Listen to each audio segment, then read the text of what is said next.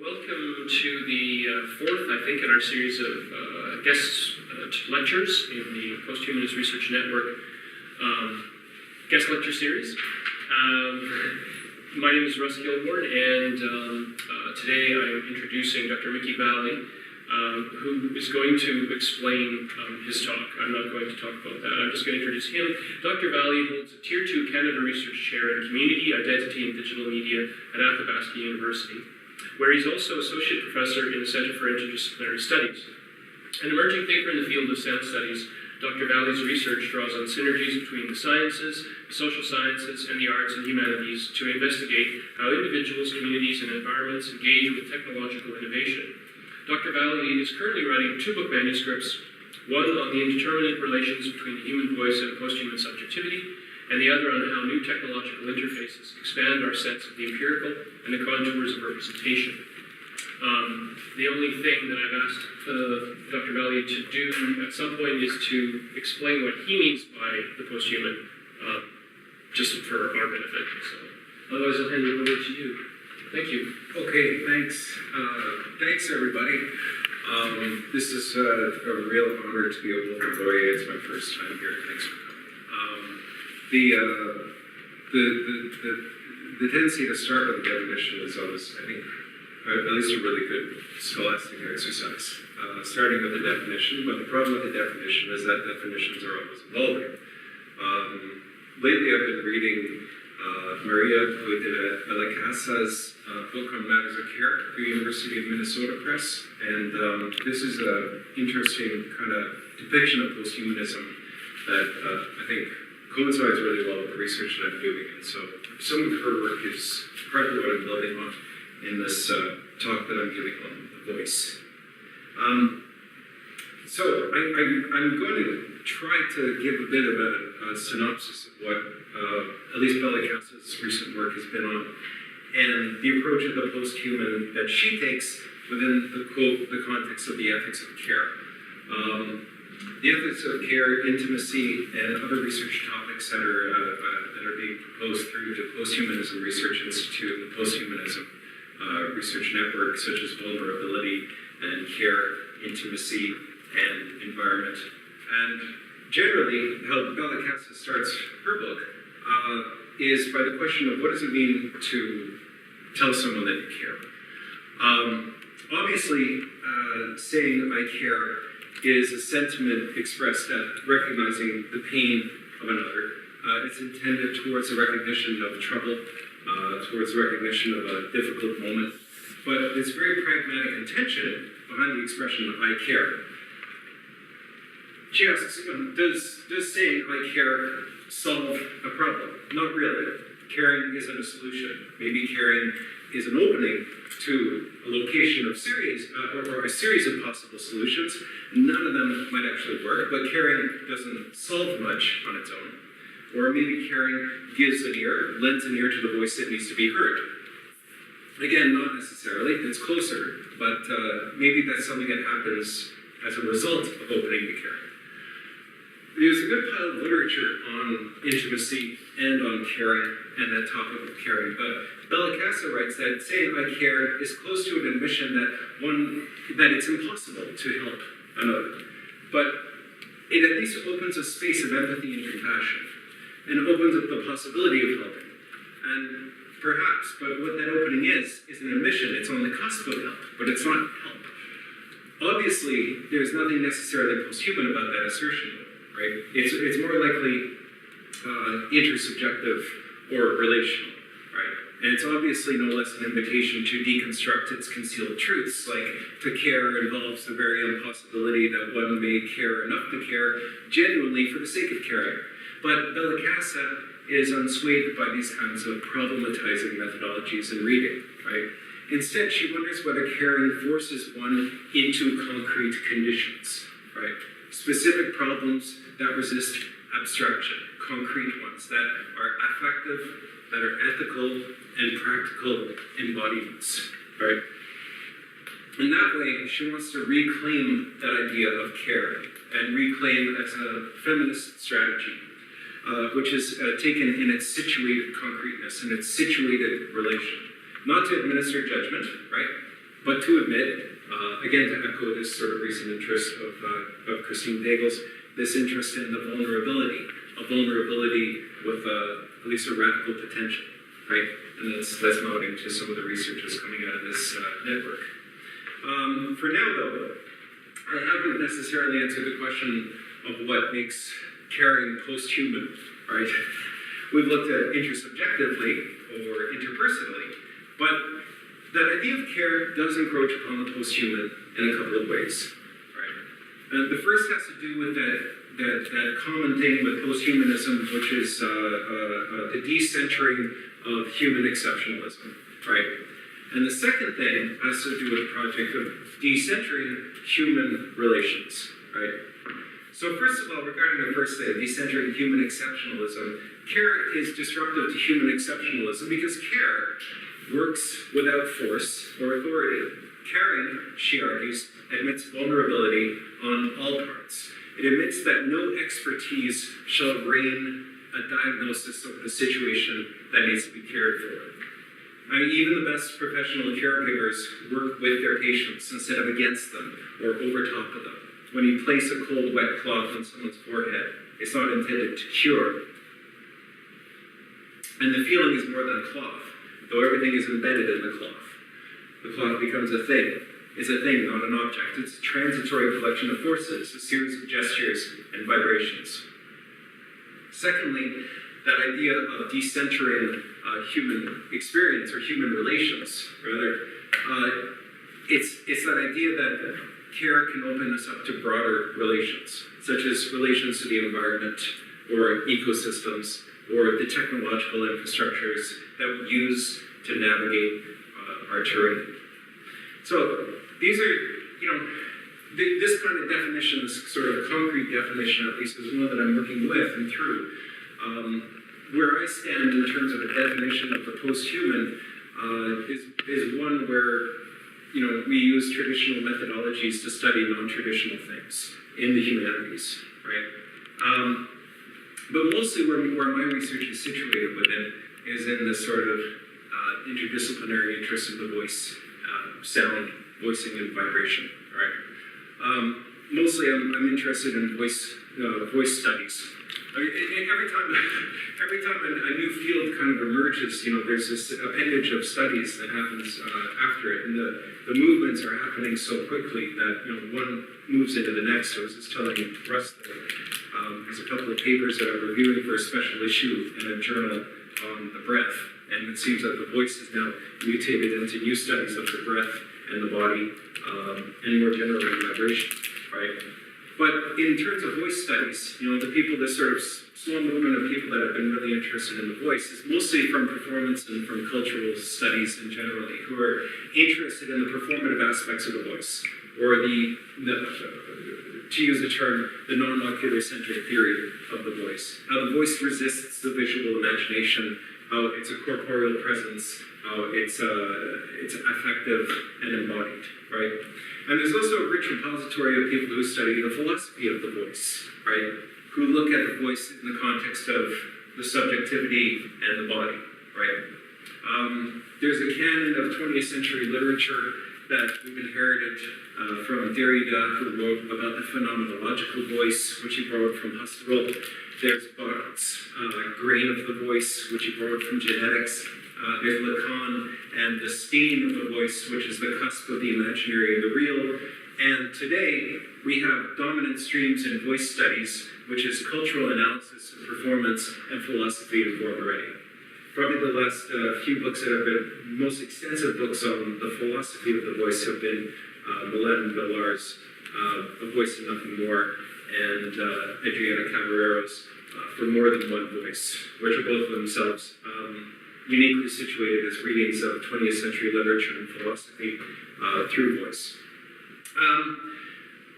Voice, though, we talk about this in a few ways. We talk about, do we mean the voice is something physiological, or do we mean it's something as figurative or symbolic, right? In a way, it's difficult to take the voice and to reduce it to any which one of those, because as an interdisciplinary scholar, I'm interested in all its tentacle formations. We were talking a lot about tentacles lately. And the voice is always situated, though. To talk about it in the context of this case here, with the intimate, the idea of the intimate is that the voice is always intimate. It demarcates a shared space. It demarcates something shared, what Lauren Berlanti called in the Journal of Critical Inquiry in 1998, sharing a worldview and an emotional knowledge that's derived from the commonly accepted historical ideas that mutates within these communities. Even the voice from nowhere, like voices in films, or voices on lost phonograph records, or voices on tapes and things like that, the voice of Oz, the narrator, much of our idea of the voice is disconnected from the body, comes from a particular place, right? Even the voice from nowhere is still situated as being from nowhere.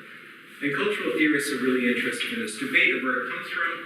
It implies a connection, but also a distance, right? It's caught up and it's praised in the context of this non-ocular turn, this new sonic sort of turn. And what does that mean? Oh, exactly. So where does my research come in? I'm interested in a different idea with the voice, and that is the idea of voicing instead. Voicing as a method. And if we use the term voicing and use it as a method, what it does is it opens us up to different possibilities for understanding the voice as detached from the usual representational kind of enchainment to the body and to subjectivity, right? But voicing as a method is a way of thinking through how different bodies sound and resonate with each other and amongst each other in particular fields. Again, concrete situations. And that's what I'll talk about in a little bit, is these concrete situations that I've found myself in. If it opens up a field, if you have a method, of course, but a method is what you use to open up onto a field. If it opens onto a field, it opens onto a field of what I'm calling lately a general vibratology. We'll see if it has wings. But, talking about vibration. But voicing, first of all, to talk about that idea of voicing, it extends on a term from musicology, from a past life that I had with musicology. From a musicologist by the name of Christopher Small, who writes on the term musicking. The whole purpose of this idea of musicking was to turn music from an object of contemplative study into a process, into something that is collective, right? Just like any sort of room or any kind of performance isn't solely the authority of a performance isn't solely designated to the performer or to the composer, but the audience is involved in evoking the performance. The architecture of the room is involved in evoking the performance. The performance of people that clean up the place are involved in the production of the performance. So musicking is something that people take part in as a community, right? And that's sort of where I'm going with voicing, and in different fields though. Vibratology, or this idea of a general vibratology, is something that I'm building on with Bernard Stiegler and his term from Science and Technology Studies, some shades of it anyway, where he proposes a general organology. So vibratology extends on this idea coming from organology, and yet which I'll get to also in a little bit. But it's the purpose is to capture the voice as a process and not as an object, okay? Mostly what I'm interested in today talking about is this idea of voicing though. So vibratology might not get a lot of stage presence at this point. Voicing itself is a strategy. Like musicking, voicing is a strategy that turns the voice as an object into voice as an action, and allows us to think of and through the voice as itself a body, instead of thinking of the voice as a representation of a body, right? So voicing could be a way of thinking through vibration, from the vibrations of laryngeal tissues of the human voice to the vibrations of the air through the wings of a nighthawk as it dives for food, to the vibrations of the earth as tectonic plates shift. Vibrations have to come to terms with this idea of relationships between, right? Voicing and vibration are purely relational ideas, right? As a way of thinking through vibrations. There are obviously geological potentials with this, but a voice, this idea that is being proposed is a voice never belongs to any one individual, even the body of the person it's encased within. Instead, voicing is a collection of vibrations, a collection of variations, like a call and a response. It requires something more than one agent to initiate, right? So, what does voicing do? I'm hoping that the empirical examples that I'm going to talk about a bit are going to elucidate some of these ideas. But the idea of voicing is that it reaches beyond what is within the proximity of touching, right? We could say that voicing is a simulated touch, but do we want to rely, again, on how voicing represents something else, right? That's another way of positioning the voice as something representational, as a stand-in actor, right? For one's opinion, for one's position. Voicing instead is a way of thinking beyond the visible, or a way of summoning what is virtual into something concrete, right? So that's not to say that voicing is privileged, right? We want to come back to Vallee warning about sense and sensation, where she more explores the feeling of touch, or the sensation of touch. We want to avoid the temptation to discard one sense as being mediated, like ocular centrism, over another sense which people are presenting as being unmediated, right? And creating a false dichotomy between mediated senses and unmediated senses, right? So where does this story come in?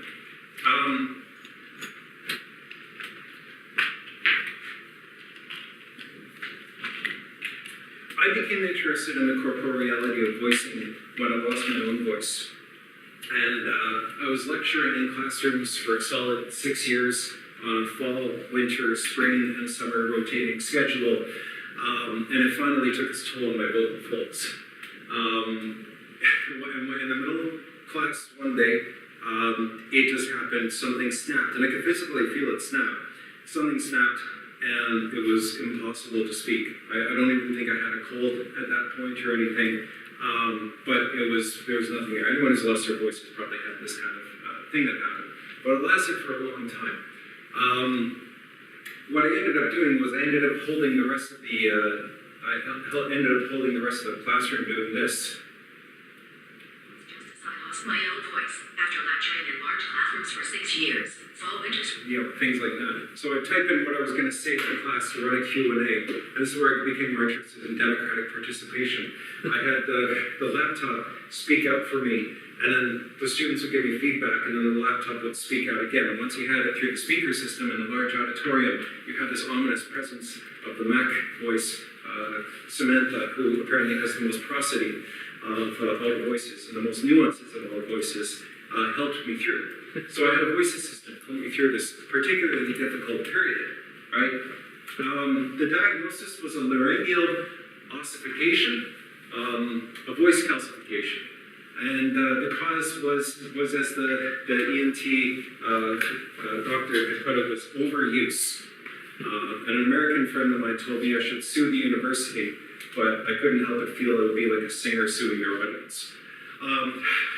So that ensuing silence, I mean, it didn't last that long. It lasted maybe a couple of weeks.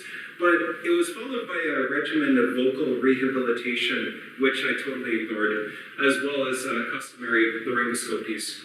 And not having a voice was like having some kind of strange alien presence. And I know that there are people in sound studies, especially, who are writing about voice from this perspective, people who've lost voices for a variety of reasons. But it's not having a voice is like having that kind of strange presence. It's like an invisible impairment that revisits me in times of overusage. And I couldn't help many times feeling like it was a pretense when I would lose my voice. So I started using voice assistants to help me in the classroom. The university didn't consider it a serious injury, so by all means I just kept on trucking and kept on using these machines. So that's where one aspect of my interest in voicing came from, and that's where this book that I'm writing right now is picking up. Because I became interested in the history of laryngoscopy and the history of the discovery of the voice at that point. So I became interested in the idea of the voice as a point of discovery, okay? And this was got me into some historical research looking at the journal Laryngoscope and Laryngoscopy, and looking at the historical origins and evolutions of discovering the voice.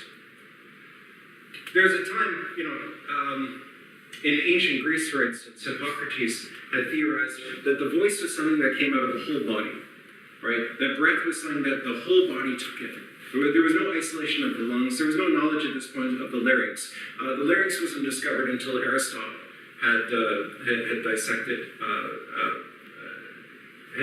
bodies and discovered that there was this technology, this unit that's embedded in humans that is capable of producing sound, but they didn't know how it happened, right? Apparently Aristotle and other people around him had used larynxes as musical instruments at some point, blowing through them to produce the sounds, as morbid sort of things that they would do to produce the sounds, vibrations, to discover, but nothing really worked until in the modern era, with the development of technologies that were able to reveal what happens to a body when it's voicing, right? And some of the earliest technologies happened throughout the 16th and 17th century, especially with the development of optics and optical technologies. One of them was called the light conductor. In German, it was the Lichtleader by Benjamin Babington. He'd written a treatise, which was this apparatus, which is from the diagram you see, was about the size of this bottle, with various assemblages and again tentacles sticking out of it, that you could push down somebody's throat in order to open up the fissures and peer inside to see what was happening when somebody was voicing, right? But the problem is when you were doing this, you couldn't see what was happening inside the body. The body was dark, right? So the light conductor, what he had at least hypothesized, was that if you put it in just the right way and held yourself at a certain angle, with the sun behind you, it could shine in and through and see what was happening with the voice, or the larynx, what was happening. Some other people that didn't come up with this was a patent that never actually hit the ground, but other people that had followed him had developed it to the point where they could use a series of mirrors to look down the voice, to look down the larynx and see what was happening, right? Manuel Garcia was, in the 1800s, he was a voice teacher. He was opera singer as well. And he was becoming interested in the laryngoscope because he had lost his voice through overusage, right? And he went to the Great Exhibition in 1851 and he bought a dentist mirror, which was actually apparently a failure of the Great Exhibition, was a dentist mirror. And he brought it home and he sat himself in front of a mirror with the sun shining and reflecting off of he was facing one mirror, and there was the other mirror down his throat, and he happened to capture the little vibrating folds of tissue while he was singing. And when you sing, your throat opens up in a much wider way than when you're speaking, right? So as he was singing, it's this great moment. They called it autoscopy at the time, which in cultural theory, now autoscopy is usually more referred to as the experience of seeing one's body as an objective thing, right? Like hearing your voice on tape, an eerie kind of feeling. Like that's why I'll never watch this YouTube video, right? It's just hearing your own voice on tape, because you hear your own voice from within and from without at the same time. I can hear my voice bouncing off the acoustics in this room.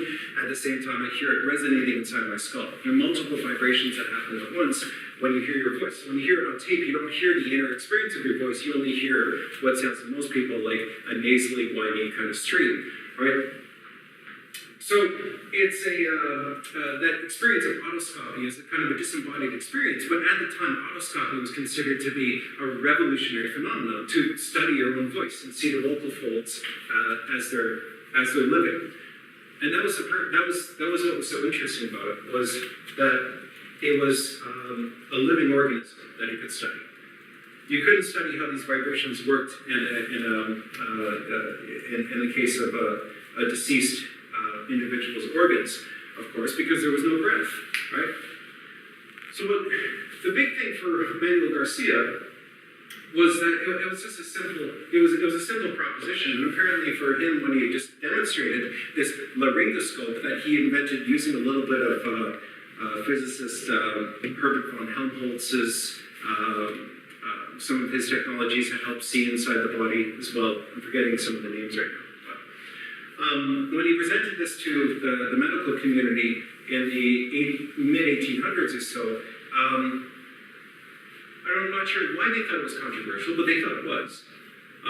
That the vocal folds vibrated with about 3 registers, with a chest vibration, a head vibration, and a falsetto vibration. There are these different vibrations that he had established. So, what was interesting about this was that it was a live body in operation, and that you needed a live body. And people who were inventing laryngoscopes after this were using all sorts of series of techniques to look down the vocal folds and find out how they work and how they vibrate.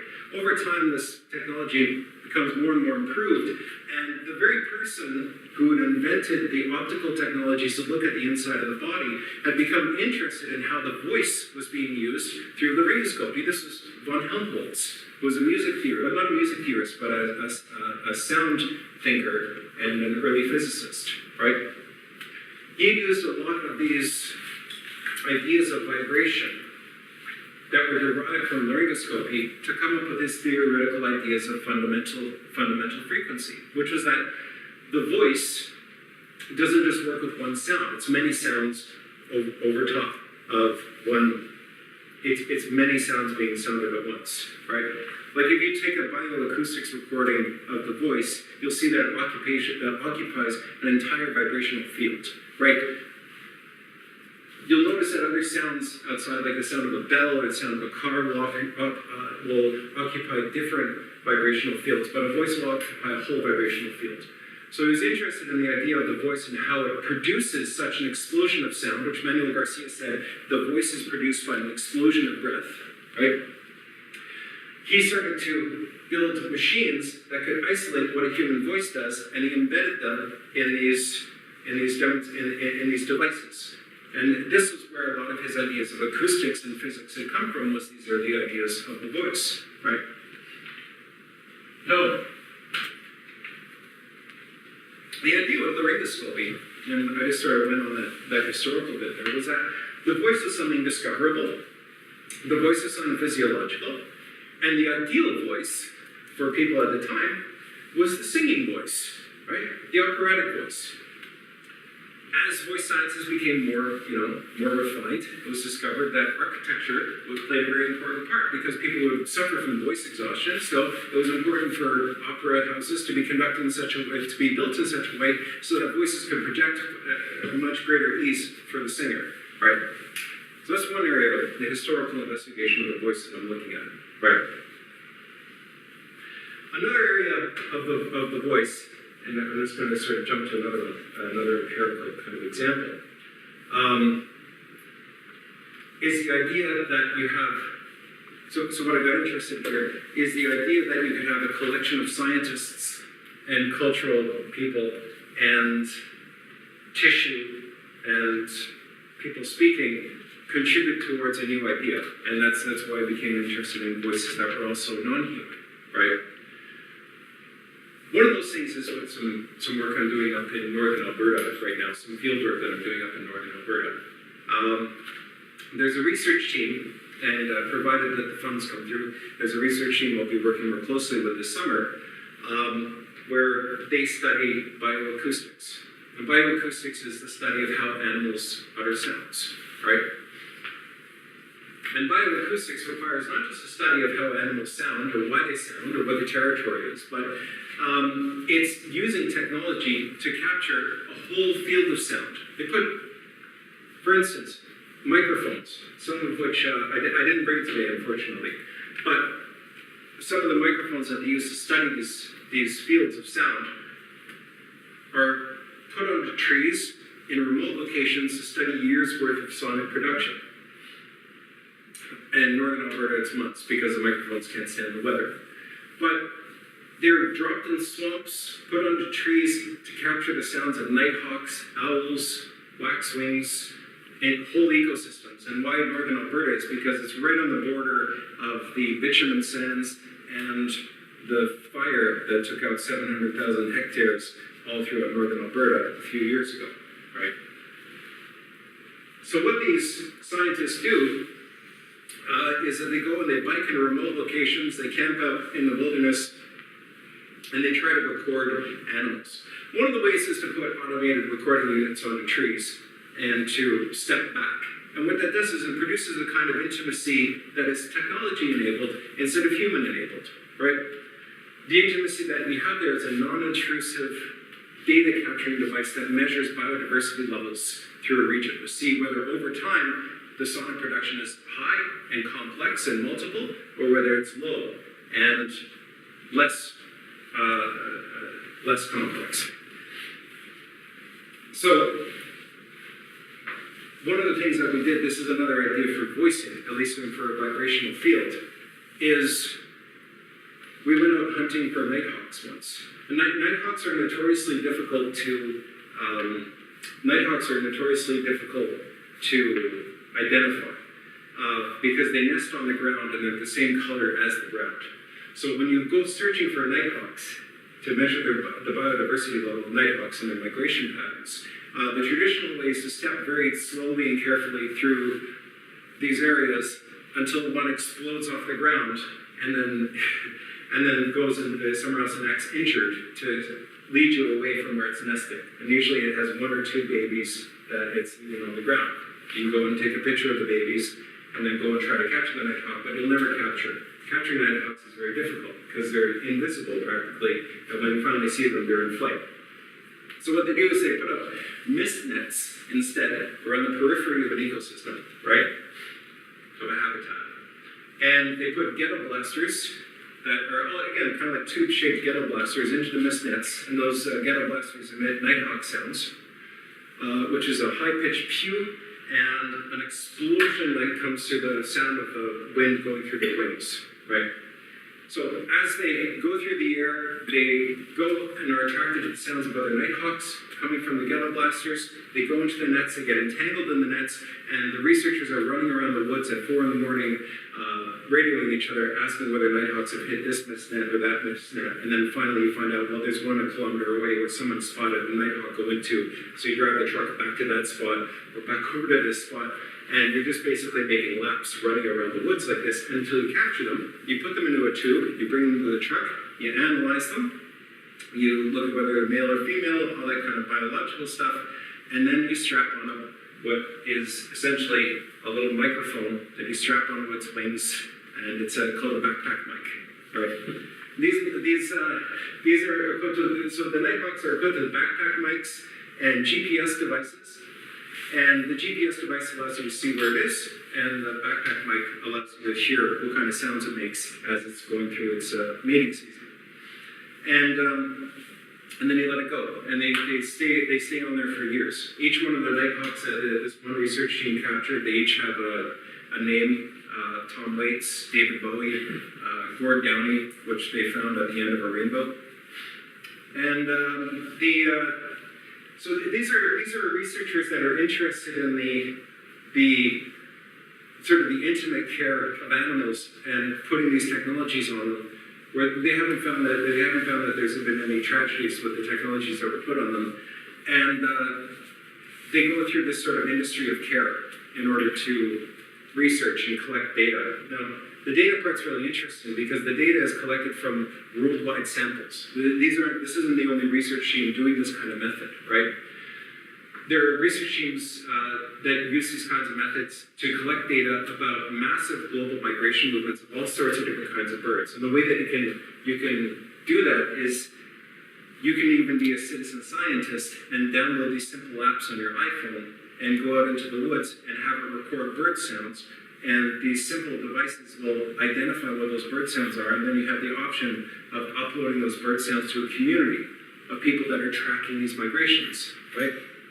So it's sort of a way of working with science and working through science, and not what the scientific results are, but how the science is done and how it's done with the care and the intimacy of these technological assemblages, of using sort of citizen devices like iPhones and things like that. And these are the kinds of projects that are bringing me towards the sort of notion of a general voice, right, or a general vibratory field, right? I think in regards to this idea of a posthumanism, right, is that posthumanism at least for me to arrive at a definition, doesn't necessarily represent something that happened after the human, right? But much like, we were talking earlier about postmodernism, which is a term that not many of us are using very much anymore, but is at least an idea that that posthuman, or that postmodernism, like posthumanism, is a general field of interest that happens in excess of the modern, or in excess of the human, or around the human, or it looks at the entanglements that the human finds themselves in such a way that puts their specialness or their exceptionality on the periphery, instead of as a central point of concern. Points of biological conservation, for instance, or biodiversity protection, there are debates in those fields, of course, but those fields don't seem to be driven by necessarily only by human preservation, right? So, again, to arrive at that idea of the post-human, and as, I'm not sure as a trained social scientist or I have anything to say about that, but at least the idea of a field being defined by a method, again, to arrive at this sort of concrete definition that I have of post-human, to say that it's a method that defines a field, right? And the method of voicing is what could define the field of vibratology. And vibratology is this sort of the relational aspect, or the relational forces between different objects, and the voicing as the activity that helps us bring those relations into light, allows us the opportunity, at least, to propose new notions of transformation, change, and sort of ongoing interdisciplinary frameworks between the sciences, the natural sciences, the social sciences, and the humanities, which I think is really the post-humanist kind of framework. And I'll end it there. Thank you. Thanks very much, Ricky. Can we open it up now? Absolutely. But I couldn't help but think of the stuff I was talking about this morning in my class, as we were talking about a bit of trauma theory. Anne Rutherford has this piece on film and trauma. The enunciative present, right, where she, it's a very good sort of introduction to some of these things. The subject of the whole question of trauma, the experience of trauma, but in the context of film and representation and media studies and stuff like that. And at a certain point, she sort of touches on these really old, age-old discussion of the dialectic of language, where language is both indexically indicating something that's absent, while at the same time making something present. So it's the difference between writing and speech, right, that goes back to Derrida. One is all about representing absence, the other is, of course, about the necessity of something being present there before you, somebody speaking with their own voice, present before you, not being mediated, ostensibly not being mediated by any technology like writing. And she brings this up because, of course, there's a need to appreciate how certain kinds of narratives, even fictional narratives, can both, of course, represent something in the usual sense, but also make something present in the very enunciation, make a traumatic experience present somehow. Or rather, when you're listening to somebody talk about something, an experience they've had, the speech necessarily distances the experience because it's in the past, but the act of speaking itself brings the affect back into it makes it present in the room, right? And so I couldn't help but sense some connections, I guess. You were talking about trauma, but you were talking about the voice. And this old debate about the voice versus and the presentness and embodiedness, the affective dimension of the voice versus all the other modalities that I usually deal with, which usually have to do with some form of mediation, from writing to film. So I was thinking about trauma theory. That was one thing I was thinking about while you were talking about the voice, and all these sort of paradoxes and contradictions that arise, when we return to these discussions, which are inherently interesting discussions. Do you know what I mean? I think there's a lot of resonance there, for sure. I think that the voice itself is an interesting resonance to respond to your comment. In general, it's like the voice,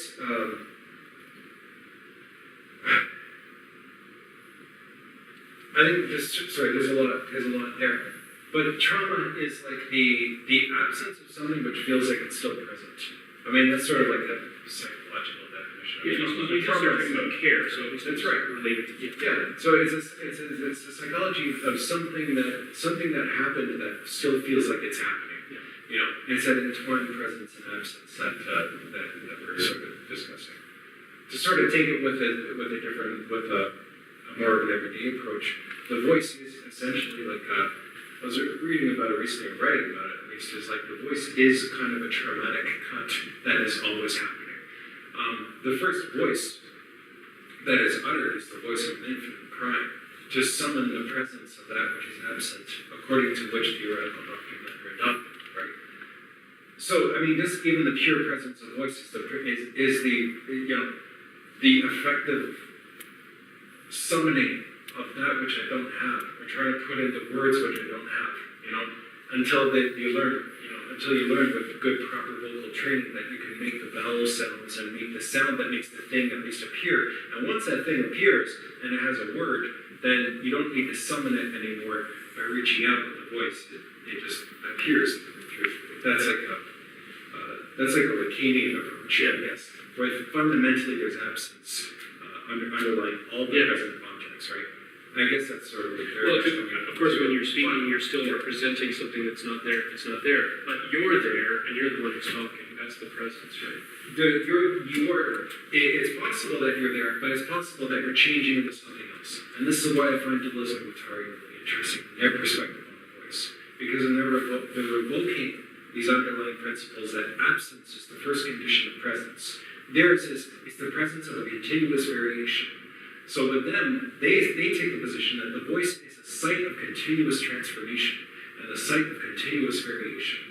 That through all changes, every organism changes through its own capacity to become something else, and that happens first and foremost through the voice. So that whole speech with Professor Challenger talking to an empty room. He's talking about the growing pinchers on each arm. It's Professor Challenger starts to mutate into some kind of weird tentacled creature with lobster hands, and his face starts to sink into itself, and all you hear left is a high-pitched squeal of him trying to look. He's becoming something else, and what they're trying to demonstrate through this, through their use of the voice, is that the voice, yes, it is traumatic, but it's a traumatic, violent eruption that produces change. So.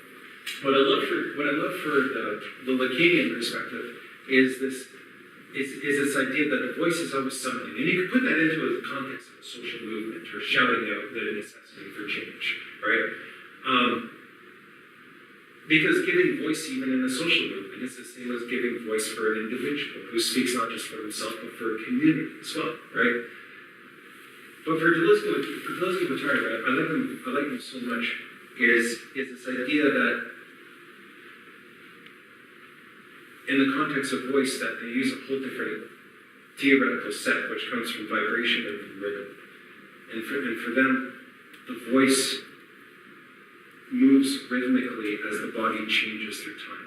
And we know this too, like the voice is this continuous thing that we were possessed with, but it always stays with us. But we're never the same person when we're older as when we're younger. We try to, through things like voice surgery, voice lifts. We try to preserve that which is absent. If you haven't heard of voice lift surgery, which is an option for some people, is to have collagen or fat injected from somewhere else in the body, injected through the throat, and to make the vocal folds plump.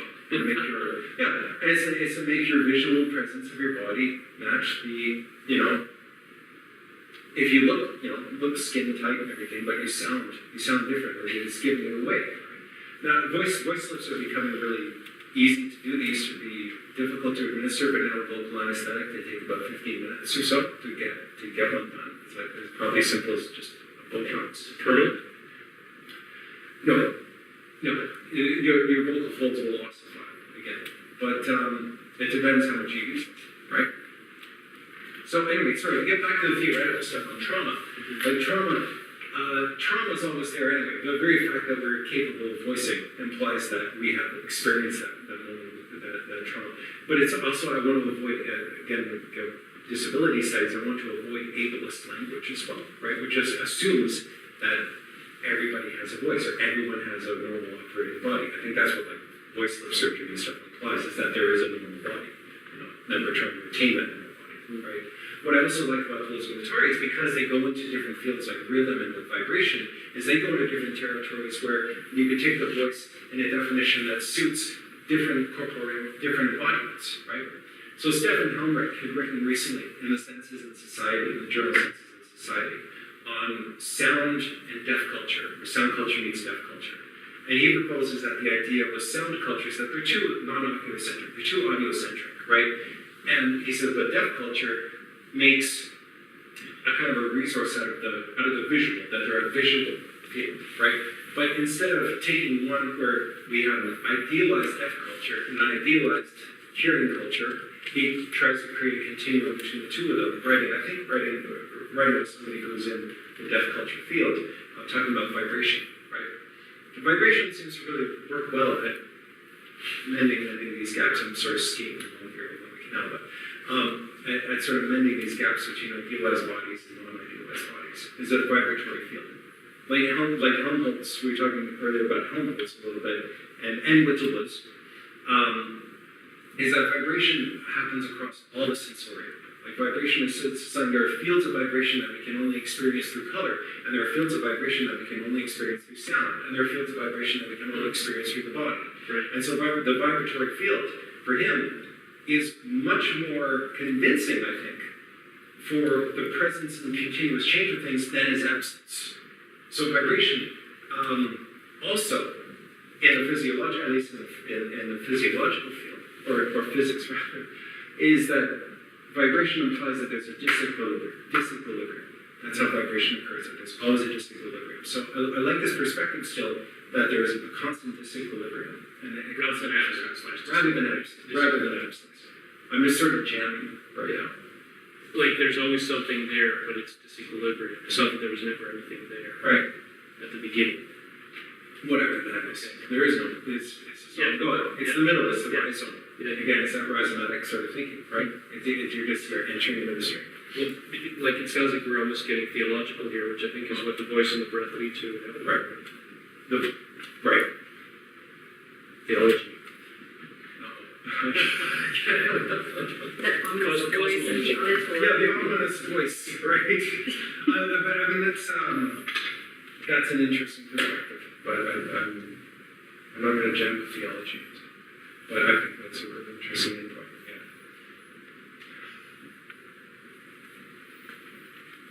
Do you want to pick it up? This whole idea of the relational and the vibratory, and for me, I guess the concern continues to be one of where we can locate some sort of agency, even if a minimal kind of agency.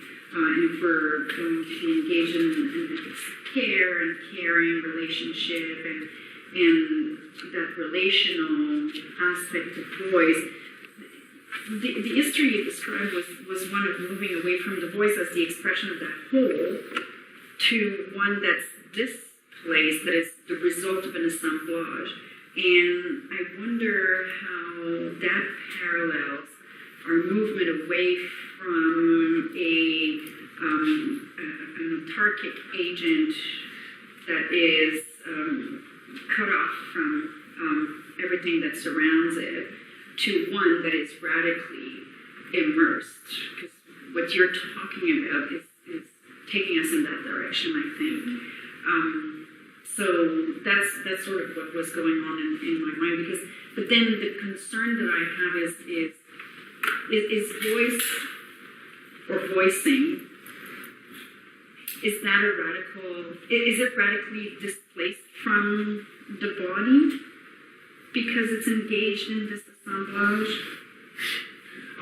Or is there still a trace? I'll start, I think, with, I'll start with this assemblage, I guess, which I take always to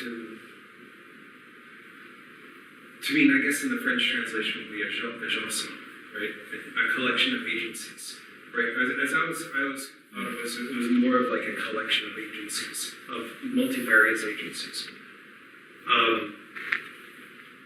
And I guess I'll just sort of start by recapitulating what I think I remember vaguely from Brian Massumi's Parables of the Virtual, which is how he was setting up affect. Again, to underlie the idea of absence, but where he proposed that affect was that underlying absence that motivates people to react to its presence. So affect, for him, was what took place in the 0.5 seconds before you're capable of reacting to something, before an affect turns into an emotion. Before you know whether somebody's sudden presence, if someone cuts out of an alley, is something worth running from or running towards, right? But that these presences are always around us and we are just reacting to them, but they actually have the agency over our reactions, then rather we react freely to their presences, right? But they're always there first. These different agencies, these pre-individual or pre-subjective or pre-emotional kind of movements and forms, which, to get back to the idea of body, and this is where this will make sense, I hope, but to get back to the idea of body, I think once affect studies encroached upon sociologies of the body, at least, the idea of what a body is had to change quite dramatically. Because I think what affect theory at least demonstrated for us is that where is the agency in the flock of bohemian waxwings? You know, where does that one bird decide that it's an algorithmic thing? You remember the bohemian waxwings possibly? They travel in flocks of up to 100 or so. They descend quite randomly in different places. They have no steady home, and they descend onto mountain ash trees and eviscerate the tree of all of its berries and move on to the next one, move on to the next, and they move as a swarm, I guess. You know. And that, thinking of that as a body itself, as a body that encounters another body, which is the body of the mountain ash and the body of the fruit, and get back to theology here, these bodies. But moving on from body to body, I think that's why when we think of affect first, it changes. It doesn't change this body, but it is just one body amongst other bodies, which all have their affective resonances with each other and change each other over time, right?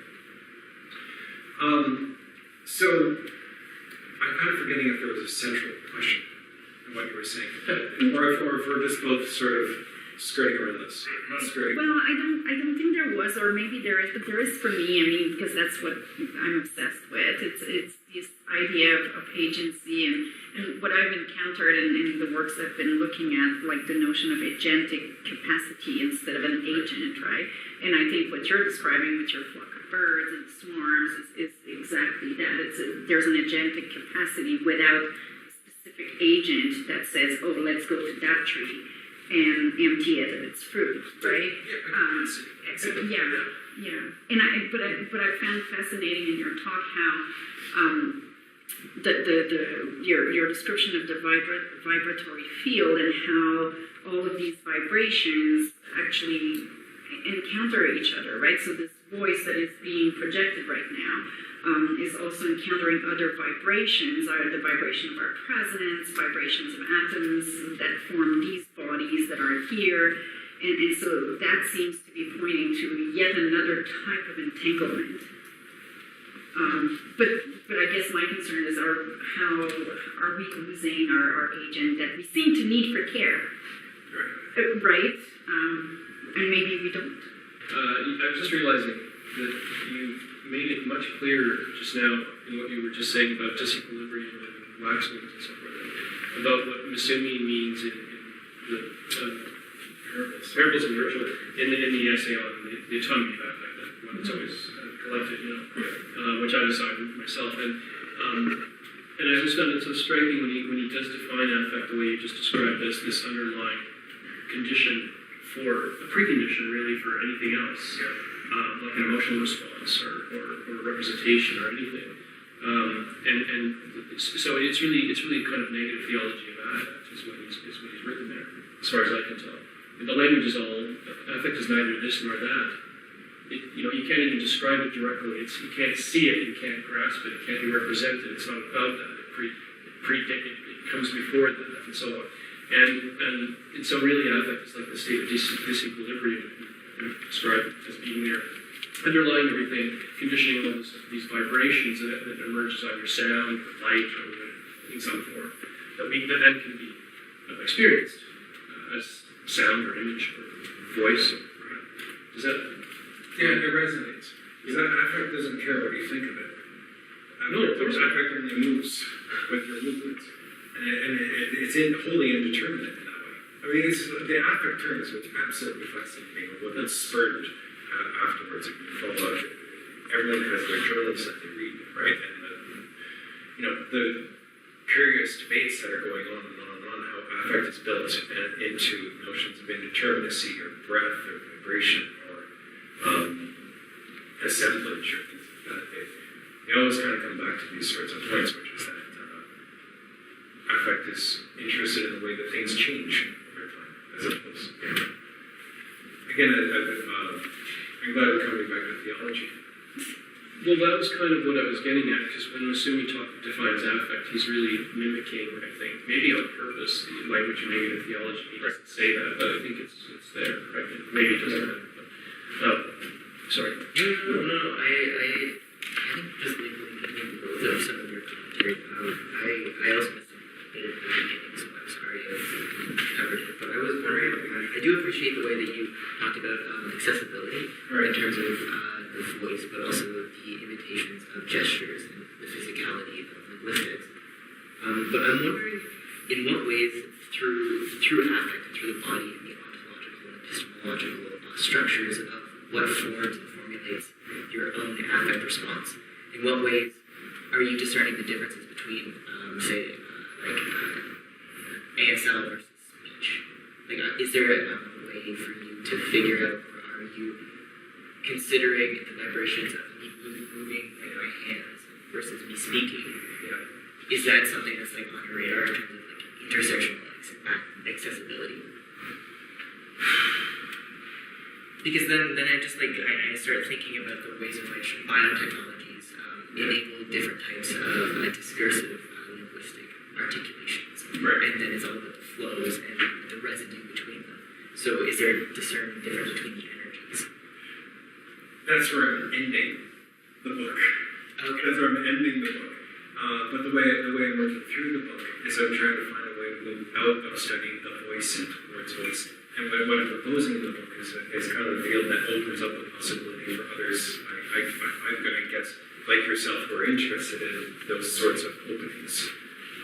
So that's the concluding chapter of the book, is the idea of voicing and vibration and the potentials for new technologies, at least, or for new technologies to save the day, because we always want to be careful of those kinds of doctrines, right? But at least for new technologies to be more ethical towards different modes of vibration. Like something as simple, I'll take a simple empirical anecdote. People who lose their voices sometimes rely on the electrolarynx to speak, which produces that buzzing kind of sound with no tone. It's affectless, right? But that doesn't suit people that speak in tonal languages. So there's even in that little piece, like that voice-saving technology itself, and that piece of values and norms in there that do not accommodate. There's nothing universal about a larynx. There's nothing universal about a voice itself, right? So that's what I'm sort of hoping to come to some kind of. That's what they're trying to do in voice studies research right now. So trying to accommodate people that lose their voice by producing voice sounds that have prosody, that have that convey emotions properly, and things like that. But no, anyway, the short answer to your question is that I agree that the field should be opened. What it opens onto, I'm not entirely certain at this point. But there is a great interest in the idea of voice and disability studies that's going on right now. I think John Stern is writing a book on sound and disability, which should be really worth watching.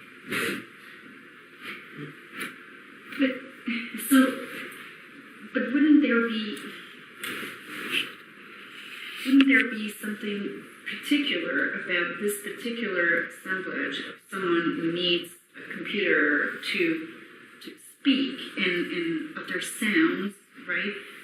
Like you had to when you lost your voice, or of course what comes to mind these days due to his recent passing is Stephen Hawking, right? And there's been a lot said about his voice, and he had this jokey audition for a voice, and you haven't seen that first? Oh, it's quite funny. Actor is auditioning to be his voice.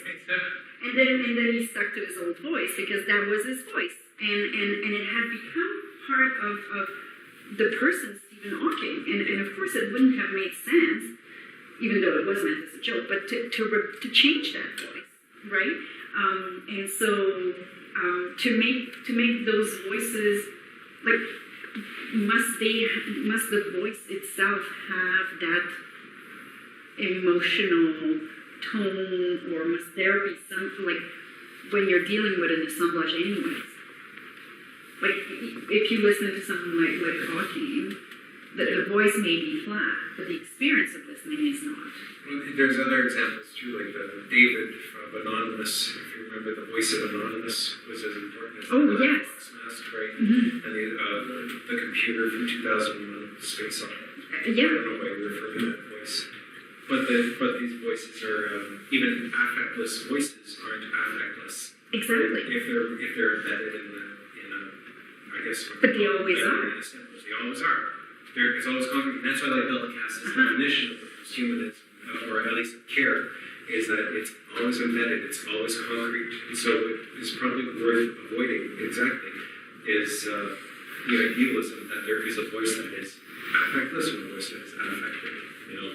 Even an affectless voice in an individual who suffers from depression or something like that, right, is itself the presence of a severe emotional distress. Negative affect. Negative affect, right. Yeah. Just stemming off of that a little bit, I'm curious about, you described your notion of assemblage through governmentality through agencies, like a series of agencies, multifaceted agencies. It was this literal term. No, it's okay. I prefer to view an assemblage as more of a description in a space-time matter, like construct. Sure. So just trying to wrap my little noggin around some of these really great ideas. I'm wondering what are these vibrations going to do? Like to whom is the audience being renegotiated? So if we're focusing on the energies and the vibration between different sounds coming from the voice as a process, and in which way are we negotiating how to deconstruct them, how to interpret them? What are your thoughts? Well, I think one of them is to move. Is after there's one of them at least is to move towards. Is first of all is to move towards how the sciences are depicting voicing as well, because I think that the sciences, there are interdisciplinary frameworks that need to be explored that are borrowing and importing terms from the natural sciences that are potentially very useful for how we think of voicing. And for them, and the biases that every field has, of course, are things that are something of impasses for them sometimes. But I think instead of deconstruction, there's a necessity, at least in my research right now, as working with or working alongside, or not working against, but again, is moving towards and finding these intimate spaces to create, what do I call it? To expose the doing of science as a collective force towards bringing voicing to research. That could be moved on to different things, like geological techniques. So we were talking earlier about University of Alaska Fairbanks has a place called the place where you go to listen, the place where you go to listen, which is a room that, correct me if I'm wrong, if I'm remembering shady on this, but is a composition, an ongoing composition that uses the seismic movements of the earth and the sky. The geology of the tectonic plates, the magnetic fields incorporated in northern lights, and there's one more that I'm forgetting right now. Because there's a middle tone. Yeah. But it's like, it's earthquakes, and there's earthquakes happening all the time in Alaska. I wasn't aware of that. And all this different information is brought into research centers into this one place, and it becomes, he sonifies it, right? He turns them into choirs. Like, so the Northern Lights are like a high-pitched choir or something. I thought it was musical tones. So, but right. Yeah, but you've got high bells, and then it's almost a throat singing. It's Right. the geological stuff. Right. So we're trying to find ways of bringing these geological movements into at least our hearing capacity, which is pretty small. We hear 20 hertz to 20,000 hertz on YouTube. Sorry, I got that wrong. But we hear a very limited world of vibration, right?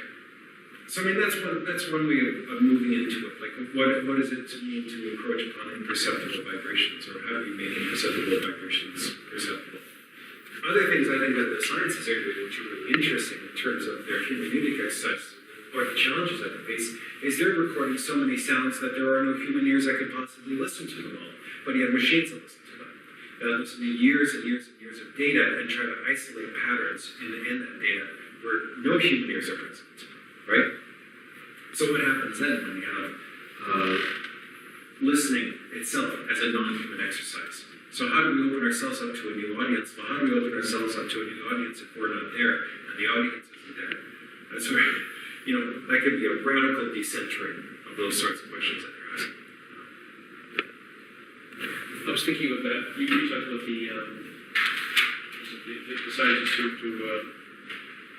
when you're collecting data on not just the nighthawks, but the whole habitat. Yeah.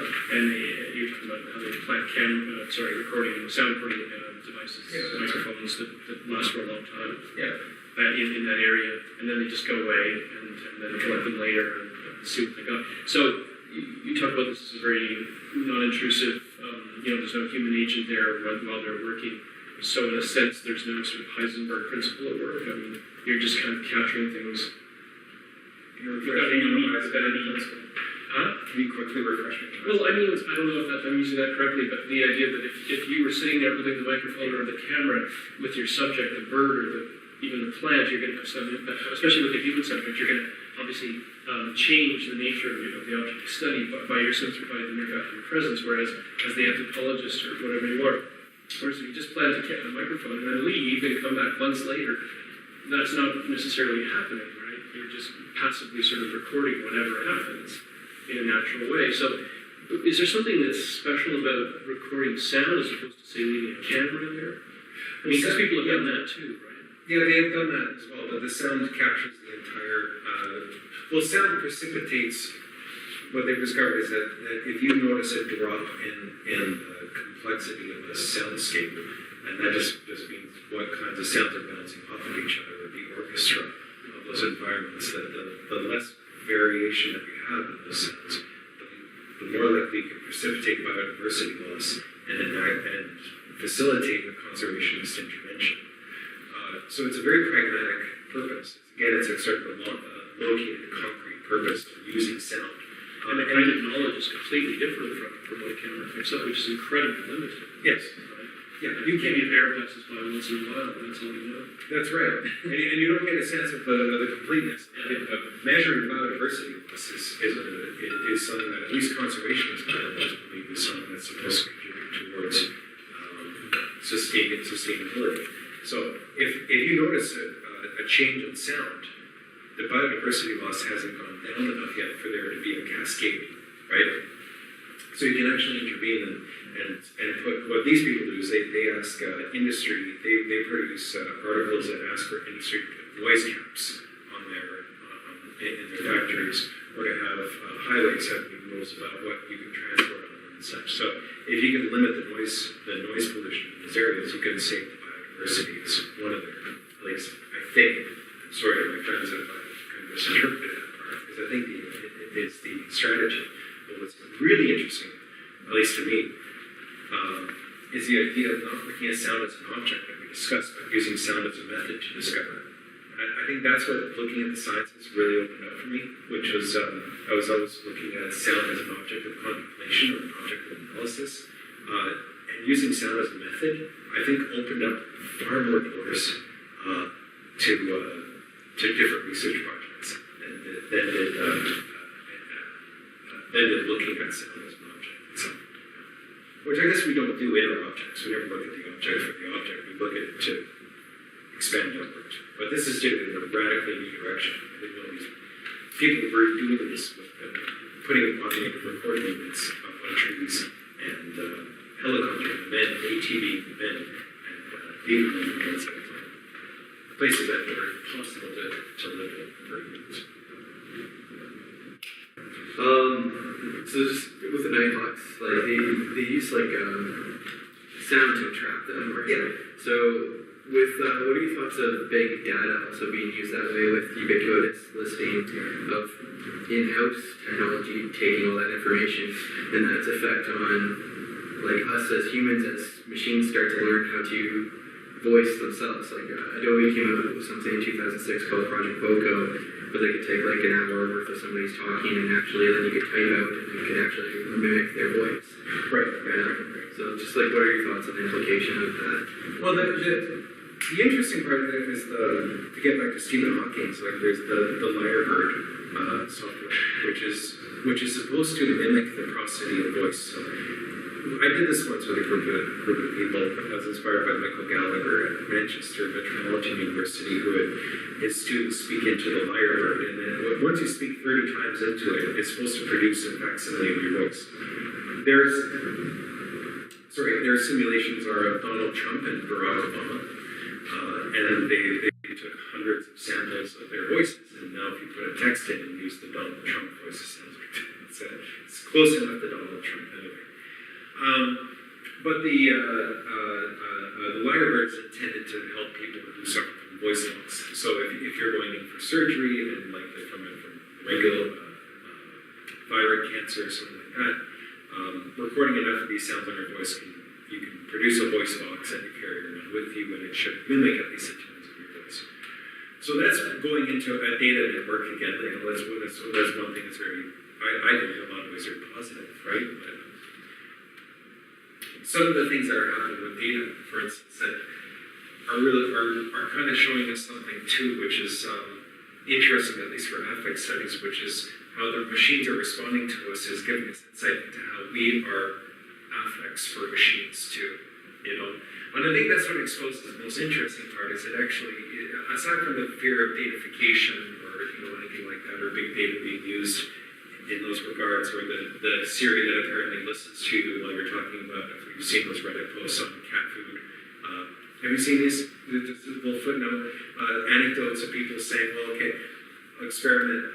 I don't have a cat, never had a cat, never wanted a cat. I'm going to talk about cat food around Siri for the next 3 days without pressing Hey Siri and see what happens. And people are saying that they're getting ads for cat food in their Amazon purchases, right? So the era of ubiquitous listening, right? And your anecdotes are stronger than the one that you mentioned. Yeah. Aside from that, what at least it does for theory for me is that at least it exposes us to the notion that it decenters how important we think we are in terms of controlling those things around us and having us respond to those affects. And I think that's, again, in affect theory, that's kind of the mistake that we usually make is that, yes, we're talking about the decentering of human exceptionalism. Look at how we react to these things. No, these other things are reacting to us, and we're quite decentered from the experience. Your grocery store card or whatever is collecting your data is showing you that you are part of a much larger assemblage of interaction that is well beyond your control that maybe we're capable of admitting at this point. So for me, it's not, I'm no expert by any means in data sovereignty or security or anything like that, but the theoretical ramifications of it at least are really interesting.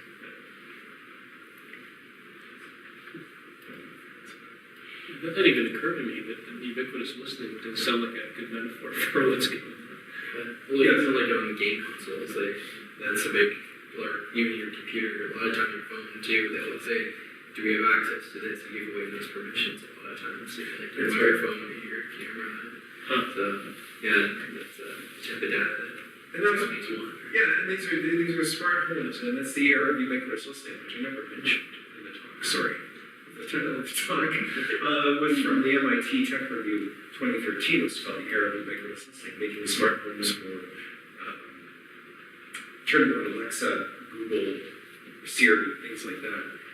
And something that I think we'll talk about the network, or at least the Posthumanism network, is we're wondering if voice kind of represents a new turn, which I mean, in the world of computing, it's obviously seems to be a turn away from the haptic, away from the touch, and towards the voice, which is, some people would call it a post-haptic turn, if we're there yet, or a turn that replies to the idea that maybe there is a single experiential frame through which we can inhabit our world, as opposed to always stopping gears, switching between YouTube, your email, your video and protests, or whatever you have. But the voice is a sort of single experiential frame that can very fluidly go between these transitions. So it just comes from some reading of Mark Hansen lately, and wondering if there is the necessity to reconceive human-computer interactions through voice. What that is, I don't know. It's like you said, there's so much data that they don't know what to do with it. It's like the only machines can ever listen to it or see it or anything like that. So, Well, it's taking experience out of it, or human experience out of it. It's so fascinating. The people I'm working with, they're saying there's nobody in the world that can listen to that much data. There's no one in the world that can make sense of that much data. So even this question of the soundscape, which in sound studies, the soundscape kind of has this shrine of human experiential listening. The new idea of soundscape now is totally lost on listening. There's no, it doesn't do anything to sit and listen to a soundscape. It doesn't do much for the people that are interested in biological conservation. It's simply unproductive. And facilitating as quickly as they have to facilitate those interventions that prevent the further extinction of such birds as the Bohemian waxwing, which is one that's going to be prevented. It's going to be extinct. I think the Auburn Society said by 2080 will be gone. But it sounds like we'll soon be gone. What I've been thinking about is, we all have that experience of reading someone we know and hearing their voice, right? Now, that's a very different type of voicing. Would you say that it has any kind of internal, that makes even sense to talk of an internal, external, but is there any kind of vibratory aspect to this kind of voicing? Like knowing your voice, if I read a paper by you, I hear your voice. You're talking to me as I'm reading. Really? That's how I experience it. Once you hear Zizek talk, you can't read his book without hearing his voice, right? I'm just trying to think if I do try it. I do. I do, yeah. It's in I forget what journal it was in. It's one of the neurosciences journals, so I'm not going to speak for the neurosciences, but they've made some positive correlations, at least, between the idea that the sound of voice drives physical pathways. Do you remember? Voice, or like this. voice, yeah. Frustration, right? But that it does create a physical pathway And response. yeah. That would be, and so this kind of response would be absent from the experience of hearing your voice as I'm reading a paper by you. So that would just be a different kind of, I'm just saying, yeah, obviously. Sorry, that physical pathway would be a memory. Yes, a memory. Right. A memory for the sound of someone's voice. Yeah. That you connect to that person. Yeah. Which you can then hear even when they're not there saying. But there wouldn't be, you wouldn't have the vibration, you wouldn't have the sound waves hitting the ears and the eardrum. So that whole physical phenomenon that we're experiencing right now wouldn't be there. So there would be that is missing, but there's still like a recollection of like, yes, I've heard Mickey talk, and this is how he talks, and this is how you would pronounce this. I think it depends where you put, again, agency, I think it depends on where you place it. If agency is responding in the present, or if agency is anticipating what will happen. I think, according to some of the science literature on the voice's agency very much depends on how much one anticipates what they're going to say, and the tone that they're going to use. So if you anticipate reading a paper plane, you'll probably anticipate, in that anticipation of the voice, you might physically experience what my voice is. That's interesting. But I think anticipation is also key to empathy, is it not? And so we're back to care. Again, I do have to look at I think anticipation is key to volition anyway, to agency anyway. I think it's like an underlying condition of agency, is the capacity to anticipate. The old, what's that, the old Chomsky thing, tell your dog to sit, you can't tell it to sit next Wednesday. But you know, I think anticipation is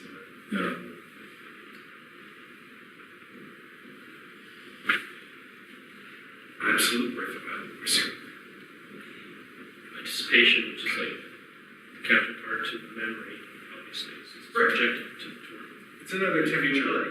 But I mean, but it depends on that memory in the first place to operate.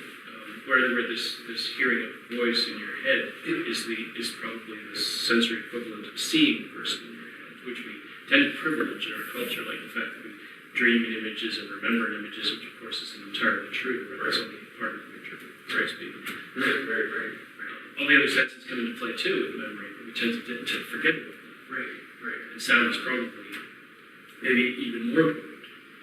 Well, it's like Maldella Cass sentiment. It's just because I'm reading her lately, where she talks about touch as being a wholly embodied touch. It's always wholly embodied, even if it's just partial. It's the whole body, and that's with memory too. It's a wholeness of presence as opposed to partial. But we tend to parse it out. Yeah. It corresponds with the usual visual. Very occidental, Western-centric cultural tendencies to separate all the senses, keep them rigidly separated. Yeah. But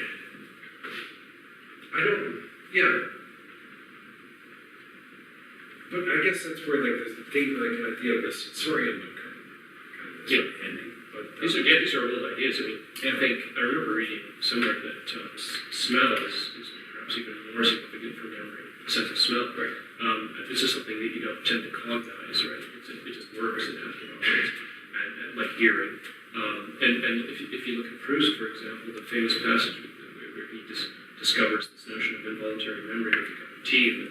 Like, so he's tasting a cookie, drinking a cup of tea. There are flavors, there are odors, there's the touch sensation that he's describing in the literary passage. And the one thing that's not really happening is anything visual until the past comes back as if it were some kind of a theater's backdrop, or so it's only so initially it's taste and smell and touch and these things that are more primeval, and then the visual, the past comes in as a pageant, a visual spectacle. So at least Proust is appreciating that it's a multisensory experience in most memories.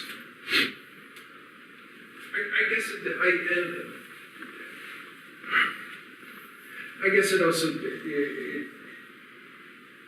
it depends also on what we mean by image. Like an image is I'm not so much hooked on the idea that there's a visual hegemony anymore. I feel like every one of the senses is taking their turn on taking turns as being a hegemony. I feel like sound has become an hegemony. It's not. There's a particular way of doing sound studies, and we've isolated that as a sense that's mediated. And now we're moving on to touch, and we're going to move on to the other senses, and we're going to justify each one of those as having a hegemony. Well, I think that's true of what we do, but if you just look at the mass culture, pop culture situation, it's still images that tend to dominate. Yeah. Even in popular representations of mental operations, psychological operations, it's always images. And memory is about images. Dreams are about images. That's it.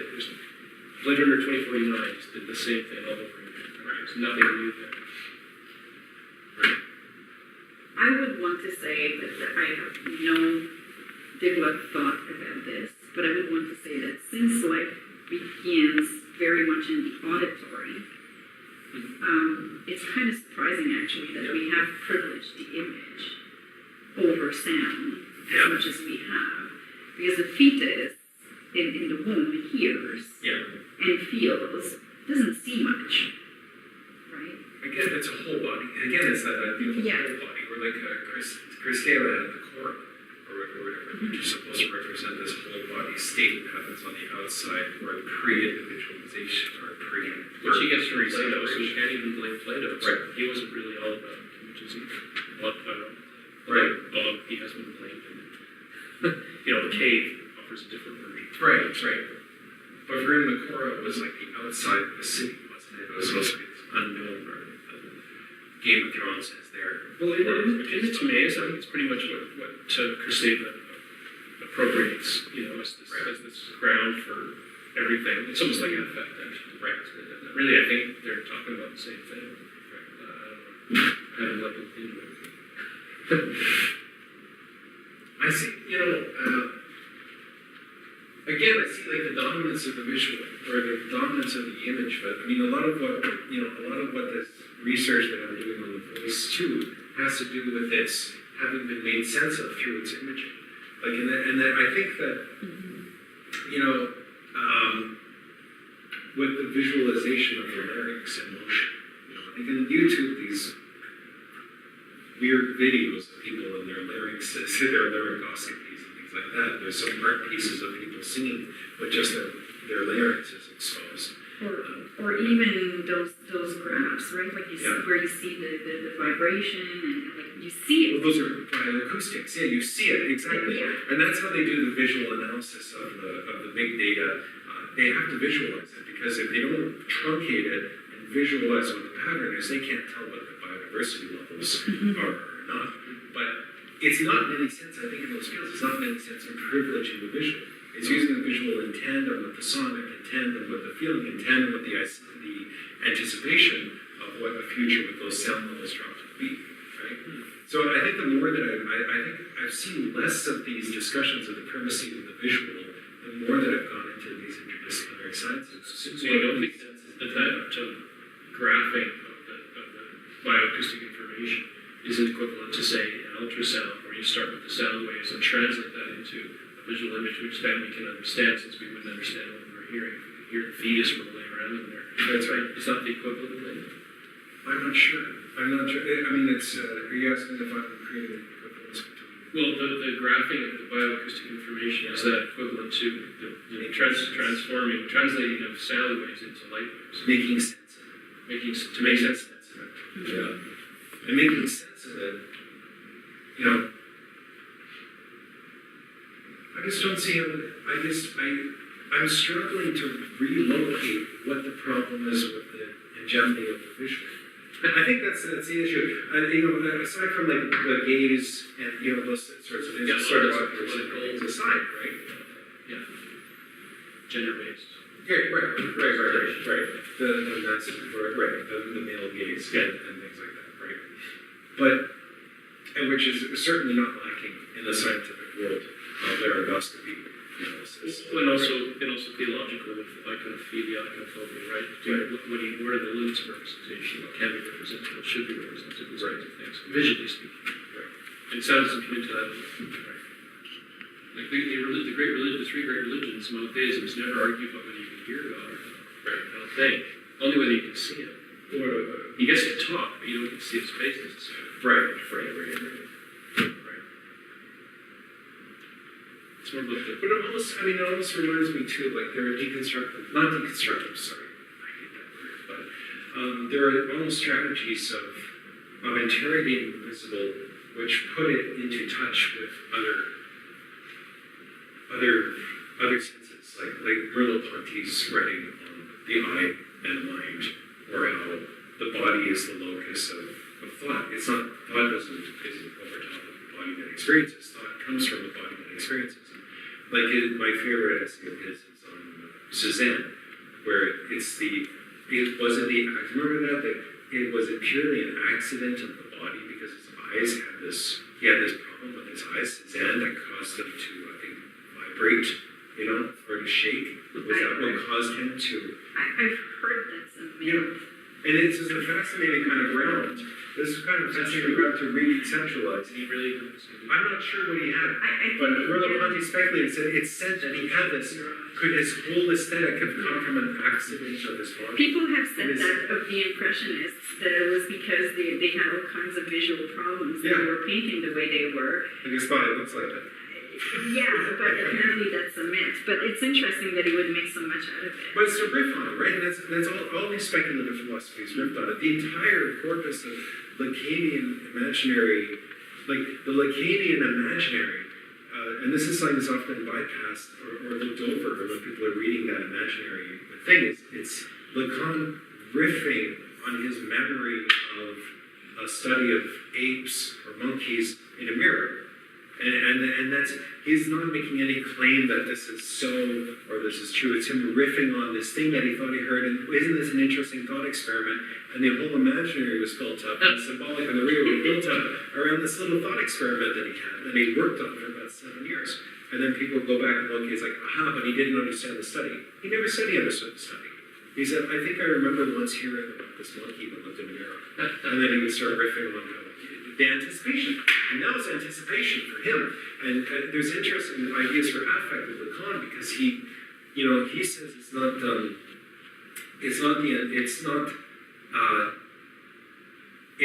the jubilant excess of making oneself move in a mirror does not come from seeing oneself move in a mirror. It's the anticipation that you will see yourself move in the mirror, right? And that's so I know I'm going to move my hand, and I see that my controlling that hand will control that image, but my anticipation to get joy for that image will make me want to move my hand, right? And that's what I love about that anticipatory stuff. Anyway, but where were we? Again, the image. I still think there's certain. I guess I don't want to get back into that idea that there is no visual hegemony. There's nothing wrong with that. It's just I'm interested in seeing it in such a way that includes a whole field of experience, as opposed to it being about the visible control over something. Because the visual does have a place to play with the sonic, and the sonic does have a place to play with touch. But I think like what Bella Castle, what she's trying to say is that touch encompasses all these sorts of things of speaking, voicing, moving, whatever. You are always touching, even if you're untouched or in isolation. There's always touch is always there. Except again, that could be equalist language. So many of these new explorations rely very much on equalist language, assuming there's a universal human principle of touch. Right? Can I just briefly take us into the idea of voicing as collaborative and communicative, and maybe just potentially problematize that just slightly, because the idea of community is great, but particularly coming from the field of disability studies, you often run into this problem that a community has been created that may or may not actually exist.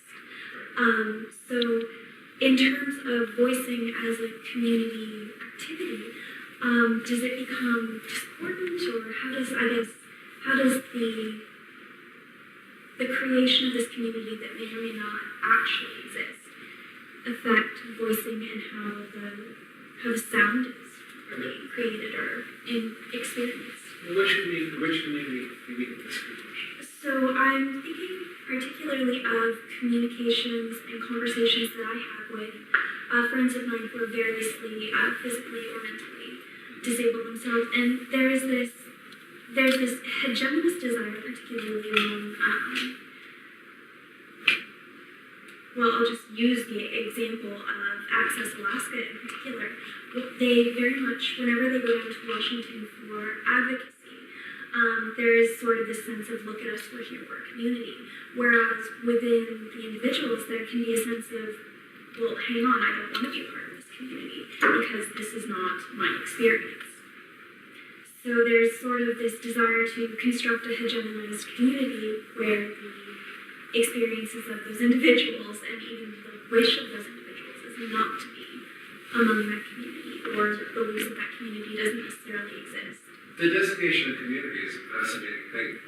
Where does that come from? Like, recently there was interest in whether there was, I think it was from reading Stephen Helmright's work on the deaf community. Kept on talking about the deaf community, and I realized I've never heard of the blind community, right? And then I suddenly ran across a thesis that was claiming that the blind are incapable of having a community because they operate according to a language that is shared amongst people who hear. And then the voice culture perspective was saying, hi parents, People who hear, people who see. what's that? People who hear. People who see, they're saying that they don't have a community, they have a, you try to diminish that if the word community is something that's devoted community to something that's counterproductive. Sorry. But I wonder too, I mean, and that's a problem with voicing as well, is where am I standing saying that voicing is the access to community? And I think that was at least the agenda of the Lord. I think that was, when I'm saying that, I think that might have been a reference to Lord Berlin and her critical inquiry paper on intimacy. And intimacy for her is the way in which a community, or at least the experience of a collective, takes an idea from what we commonly understand as being accepted and turns it into something else that represents their group. So giving voice to a community is essentially individuals agreeing that yes, this one perspective represents us all, you know? But again, that's like getting into more sociological definitions of voice. I guess the voice, it's a problem with voice and voicing is that maybe I'm trying to do too much, but taking into account the physiological aspect of it and the sociological aspect of it. If you take it, like if we're going to riff again off the verbal 20, think about how an eye that sees is a sign that touches, touching at a distance. The voice is something that speaks with gestures as well, right? And linguistic anthropologists look at this as well. They'll look at the whole body as the body speaks. You know, you can do analyses of how people speak, and they'll shift their bodies in certain ways and use their voices when they're trying to convey something exciting and lift their whole body up, or convey a kind of defeat and flatten their affect when they're looking down.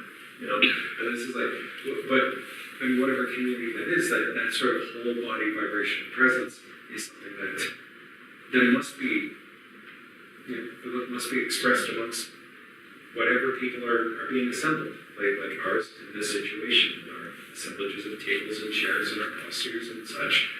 You must get in whatever collective of people. There must be a series of gestures that you could look at as vibrations and resonances. Am I speaking clearly? I think so. It's interesting to me how potentially discordant that could be. Yes. So, I mean, even taking the definition of community from the sociological sense and sort of setting that to one side. Yeah. I guess I don't think this is a question necessarily, but just the idea of discordant voicing as well as what we might consider a more harmonious voicing would be an interesting place to sort of explore. Oh, discordant voicing, absolutely. Because how can it be anything but? How can the voice be anything but a voice of, and how can the voice be anything but a voice of discord? I didn't talk about disequilibrium again. It's like kind of, you know, like continuous variation in how a voice represents it. Yeah, absolutely. And I think that is sort of the field that we're sort of starting from as well. It's the recognition that voicing means that there's something fundamentally wrong. That there's always something fundamentally wrong.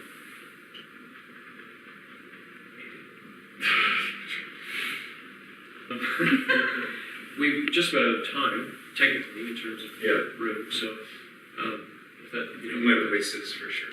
I don't think we has time to recapitulate this entire time.